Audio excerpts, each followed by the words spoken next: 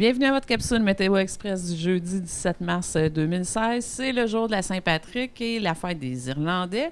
On a cherché une place qui ressemblait un peu à un petit pub irlandais, bistrot. Et on a trouvé la Marie Café. Et oui. Pourquoi pas? Comme c'est la fête de la Saint-Patrick pour tous les Irlandais du monde, nous avons décidé de fêter en faisant la capsule météo autour d'une traditionnelle bière verte. On vous raconte la petite histoire de la Saint-Patrick un peu plus tard, mais avant, voici donc vos prévisions météo pour les prochains jours selon Environnement Canada. Pour ce soir, cette nuit, la neige débutera là, cet après-midi. C'est pas encore commencé, mais ça s'en vient. Par contre, là, ça va se transformer en neige intermittente là, au courant de la soirée et de la nuit. Les vents seront de l'est à 20 km/h avec des rafales à 40. Le minimum sera de 8 et le soleil se couchera à 18h34. Tout ça grâce à l'heure avancée. On aime ça, l'heure avancée. Ah, on aime ça.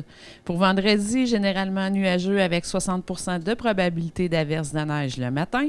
Dégagement en après-midi.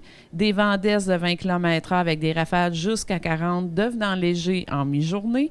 Des températures stables de près de -7, un minimum de -11. Tandis que samedi, première journée de la fin de semaine, on risque de commencer ça là, dans la neige car ça va être une alternance de soleil-nuage avec un 60 % de probabilité d'averse de neige. Le maximum sera de -6 et le minimum sera de -12. Donc, à l'agenda? Pas d'agenda, c'est la Saint-Patrick. Oui, on fait nos petits historiens. Ah oui. C'est la fête des Irlandais, donc voici quelques faits.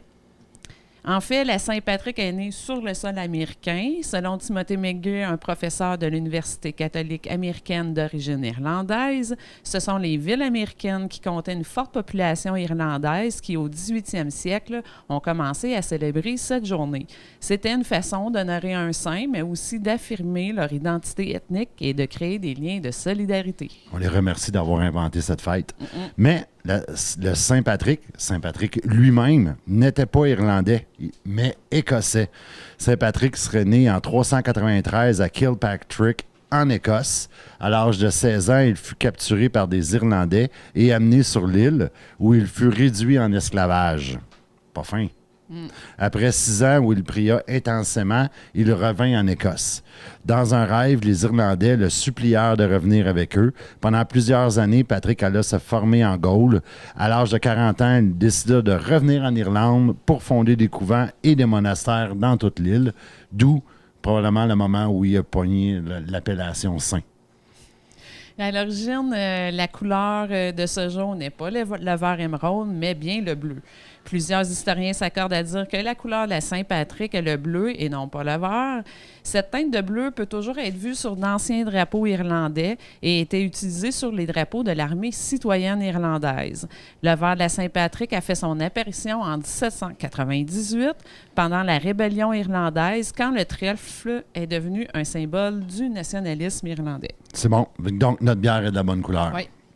Au niveau du premier Irlandais en Gaspésie, c'est du côté de Bonaventure que l'on retrouverait le premier descendant irlandais en Gaspésie. Durant la guerre de la conquête, des groupes d'Acadiens ont réussi à éviter la déportation en fuyant vers la baie des Chaleurs.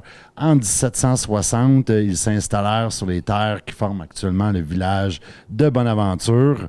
Parmi ces réfugiés, on retrouve un certain Michel Casey, dont les ancêtres ne seraient pas français, mais bien irlandais.